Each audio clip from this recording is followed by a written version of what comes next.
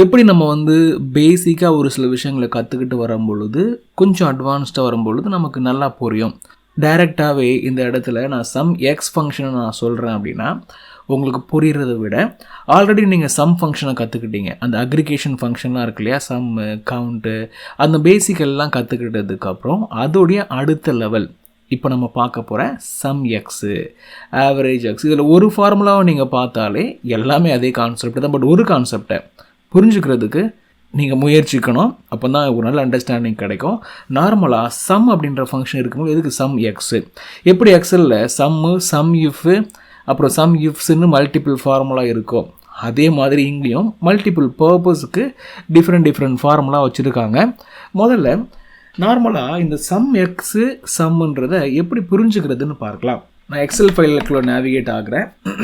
இதில் பார்த்தீங்கன்னா ஒரு ஃபைலில் ஒரு சின்ன டேட்டா இருக்குது. நிறைய product name, unit price, order quantity. நார்மலாக இந்த ரெண்டுடைய சம் உங்களுக்கு வேணும் அப்படின்னா நீங்கள் இந்த மாதிரி கீழே ஈக்குவல்ட்டுன்னு போட்டு சம் போட்டால் வந்துடும், ரைட்டா? அதே மாதிரி இங்கேயும் வந்துடும். இது ரெண்டையும் மல்டிப்ளை பண்ணிட்டீங்கன்னு வச்சுக்கோங்களேன். எக்ஸாம்பிள், இதையும் மல்டிப்ளை பண்ணுறீங்கன்னா ஒரு அமௌண்ட் வரும். இந்த அமௌண்ட் வந்து ரியலான சேல்ஸ் அமௌண்ட்டான்னு கேட்டால் கிடையாது, ரைட்டா? இது வந்து ஒரு அமௌண்ட்டு, ஆனால் இது ரியல் சேல்ஸ் அமௌண்ட் கிடையாது. இதோடைய கவுண்ட்டையும் நம்ம வந்து அக்ரிகேட் பண்ணி அதை மல்டிப்ளை பண்ணி சேல்ஸ் அமௌண்ட் எடுக்கக்கூடாது. இந்த ரெண்டு வேல்யூவையும் மல்டிப்ளை பண்ணி சைடில் போடணும். அது மாதிரி ஒரு வேல்யூவையும் மல்டிப்ளை பண்ணி சைடில் போட்டு அதெல்லாம் ஆட் பண்ண வர்றது தான் ரியல் சேல்ஸ் வேல்யூவாக இருக்கும். அதையும் நான் உங்களுக்கு சொல்லிடுறேன். ஃபார் எக்ஸாம்பிள், சம் ப்ராடக்ட் அப்படின்னு ஒரு ஃபார்முலா இருக்குது. அதில் அரே 1 செலக்ட் பண்ணி கம்மா கொடுத்து அரே 2 நம்ம செலக்ட் பண்ணி கம்மா கொடுத்து டிஸ் ப்ராக்கெட்டை க்ளோஸ் பண்ணி என்டர் பண்ணிட்டோம் அப்படின்னா ரியலான இந்த ரெண்டுடைய அக்ரிகேட்டட் சம் கிடைக்குது. இப்போ இந்த வேல்யூவும் எவ்வளோ டிஃப்ரெண்ட் பார்த்தீங்களா?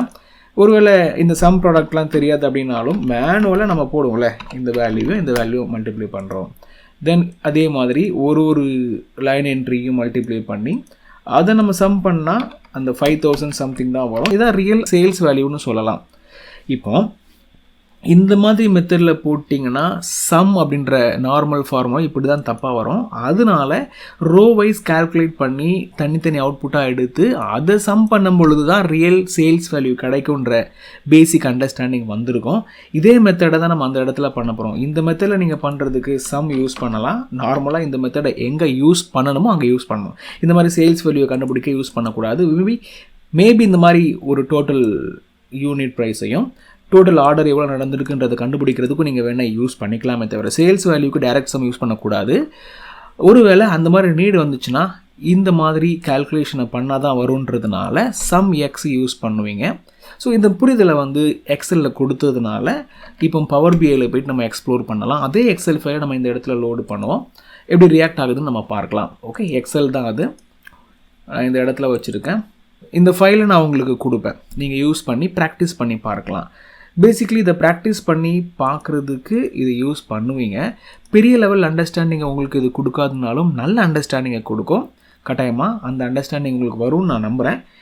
ரொம்ப சிம்பிளாக ஒரு டேபிளை ஆட் பண்ணுவோம். டேபிள் தான் நமக்கு கிடைச்ச ஒரு நல்ல ஒரு component, right? Visual element, order date, order quantity, product name, unit price. Order பண்ணிக்கலாம்.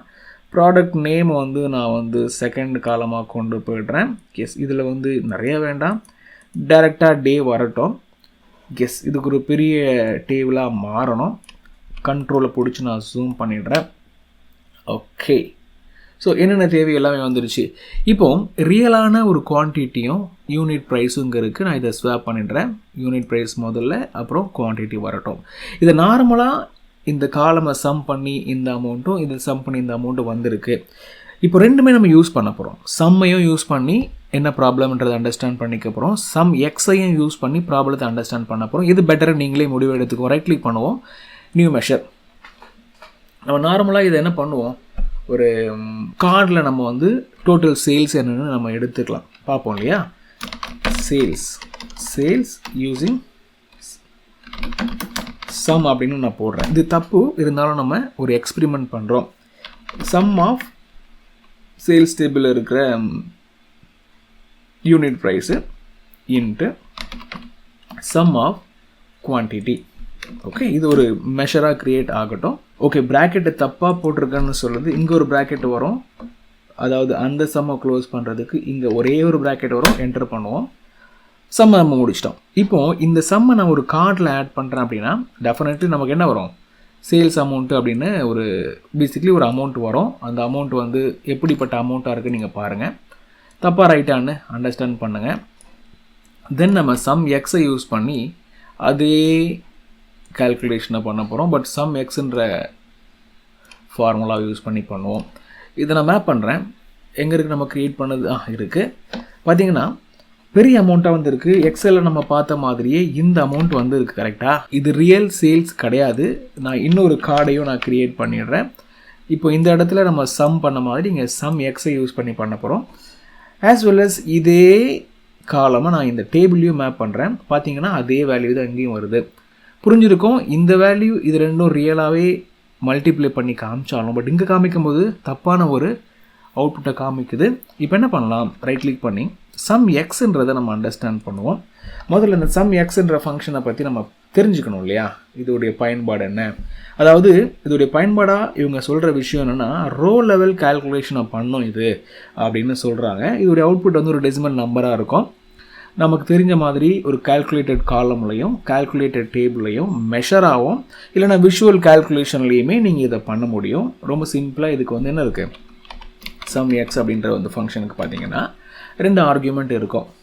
இது என்ன போடலாம் அப்படின்னா சேல்ஸ் யூஸிங் சம் எக்ஸ்ன்னு நான் போட்டுடுறேன். தென் சம் எக்ஸ் ஃபங்க்ஷனை போட்டுட்டு நம்ம என்ன பண்ணுறோம், நெக்ஸ்ட் லெவலில் போகிறதுக்கு வெயிட் பண்ணுறோம். 2 ஆர்குமெண்ட்டை காமிக்குது, டேபிள் எக்ஸ்பிரஷன். ஸோ டேபிள் அப்படின்றது டைரெக்டாகவே ஒரு டேபிளை நீங்கள் கொடுத்துக்கலாம். இல்லைன்னா ஃபில்டர்லாம் பண்ணி ஒரு டேபிளை நம்ம வந்து ஃபில்டர் பண்ணி அதிலிருந்து ஒரு டேபிளை க்ரியேட் பண்ணுற மாதிரியும் நீங்கள் பண்ணலாம். It's up to you. சரியா, அந்த மாதிரி நீங்கள் பண்ணி ஒரு அவுட்புட்டை கொடுக்கணும். நான் இந்த டேபிளை இப்போ ரெஃபர் பண்ணுறேன். இந்த டேபிள் வந்து சேல்ஸ் டேபிள். டைரெக்டாகவே இந்த டேபிளை நான் இன்புட் பண்ணிடுறேன். இந்த டேபிளில் இருந்து ஒரு சில விஷயங்களை பண்ண போகிறோம். என்ன எக்ஸ்பிரஷன் அப்படின்னா, எக்ஸ்பிரஷன் என்ன பண்ண போகிறோம், ஒரு ரோலையும் என்ன மாதிரியான கால்குலேஷன் நடைபெறணுன்றதை நம்ம இந்த இடத்துல கொடுக்கணும். நமக்கு தெரியும் இதில் 2 காலம் இருக்குது. இந்த 2 காலமும் மல்டிப்ளை பண்ணப்படணும். மல்டிப்ளை பண்ணப்பட்டு ஃபைனலாக வர்ற அவுட்புட் வந்து சேல்ஸ் வேல்யூவாக இருக்கும். ஓகே, 2 காலம் என்ன, quantity, order quantity, that is unit ப்ரைஸ்ன்றது ஒரு காலம், multiply by order quantity. Okay, so 2 முக்கியமானது எடுத்து க்ளோஸ் பண்ணி என்டர் பண்ணோம் அப்படின்னா இந்த ஃபங்க்ஷனை நீங்கள் நிறைய விதமாக யூஸ் பண்ணலாம். பட் இது ரொம்ப சிம்பிளான அண்டர்ஸ்டாண்டிங். நான் என்ன பண்ணுறேன், அந்த டேபிளில் முதல்ல போடுறேன். ஓரளவுக்கு individual row level calculation match ஆன மாதிரி தெரிஞ்சாலும் ஃபைனலாக பாருங்களேன், 5900 நம்ம எக்ஸல் என்ன பார்த்தோமோ, அதாவது எப்படி இந்த கால்குலேஷன் நடக்குது நம்ம புரிஞ்சுக்கிட்டோமோ அதே மாதிரி நடக்குது. இதே மாதிரி நடக்கலை. அதாவது ஓவராலாக இந்த எல்லாத்தையுமே மல்டிப்ளை பண்ணி, தட் இஸ் ஆட் பண்ணி கீழே வந்த டோட்டலை மல்டிப்ளை பண்ணாமல் இண்டிவிஜுவலாக வர்ற டோட்டலை இது வந்து ஆட் பண்ணுதுன்றதுனால இதுக்கும் அதுக்கும் டிஃப்ரென்ஸ் இருக்குது. இதில் என்ன பண்ணலாம், நான் இப்போ க்ரியேட் பண்ண சம் எக்ஸில் உள்ளதை மேப் பண்ணுறேன். எஸ், ஸோ இந்த மாதிரி ஒரு பொதுவாக இதுக்கு டிஃப்ரென்ஸ் இருக்குது. இந்த மாதிரி தேவைகளோட வர்ற ரோவைஸ் கால்குலேட் பண்ணி ஆவரேஜை கால்குலேட் பண்ணு, கவுண்ட்டை கால்குலேட் பண்ணுன்ற மாதிரி எங்கே இந்த மாதிரி நீட் வந்தாலும் டைரெக்டாக நீங்கள் இந்த மாதிரி சம்ன்ற கான்செப்டுக்கு போகாமல் சம் எக்ஸுக்கு வரலாம். அதே மாதிரியே டைரெக்டாக கவுண்ட்டுக்கு போகாமல் கவுண்ட் எக்ஸுக்கு வரலாம், ஆவரேஜுக்கு போகாமல் ஆவரேஜ் எக்ஸுக்கு வரலாம். இந்த மாதிரியான புரிதலை நீங்கள் ஏற்படுத்திக்கணும். நான் சொன்ன மாதிரி இந்த ஃபார்முலாவில் 2 ஆர்குமெண்ட் இருக்கும். அந்த 2 ஆர்குமெண்ட்டையும் எஃபெக்டிவாக யூஸ் பண்ணும்பொழுது உங்களுக்கு தேவையான கரெக்டான ஒரு அவுட்புட் எடுக்க முடியும். இந்த ஃபார்முலா என்ன சொல்லுவாங்கன்னா ஐட்ரேட்டர் ஃபார்முலா அப்படின்னு சொல்லுவாங்க. நார்மலான நீங்கள் இந்த அக்ரிகேஷன் ஃபார்முலா போடுவீங்கள்ல, சம்மு கவுண்ட்டு, அதெல்லாம் அக்ரிகேஷன் ஃபார்முலான்னும். இந்த மாதிரி எக்ஸ் போட்டு வர்றது வந்து ஐட்ரேட்டட் ஃபங்க்ஷன் அப்படின்னும் போபியை சொல்கிறாங்க. ஒருவேளை உங்களுடைய டேட்டாவில் வந்து பிளாங்க்ஸு, லாஜிக்கல் வேல்யூவான ட்ரூ ஃபால்ஸு இதெல்லாம் இருந்துச்சுன்னா, டெக்ஸ்ட் இருந்தால் கூட அந்த வேல்யூவை இந்த ஃபார்முலா இக்னோர் பண்ணிவிட்டு அவுட்புட்டை கொடுக்கும். கட்டாயமாக ஒரு புரிதல் வந்திருக்கும்னு நம்புகிறேன். இதே புரிதலோடு இருக்கும் பொழுது அடுத்த கிளாஸில் நம்ம இன்னும் நிறைய விஷயத்தை பார்க்கலாம். இந்த எக்ஸல் ஃபைல் உங்களுக்கு ப்ராக்டிஸ்க்காக இருக்கும். யூஸ் பண்ணி நீங்கள் ப்ராக்டிஸ் பண்ணி பாருங்கள். இந்த பேசிக் அண்டர்ஸ்டாண்டிங்கை புரிஞ்சுக்கிறது ரொம்ப நல்லது. அடுத்த கிளாஸில் நான் உங்களை மீட் பண்ணுறேன்.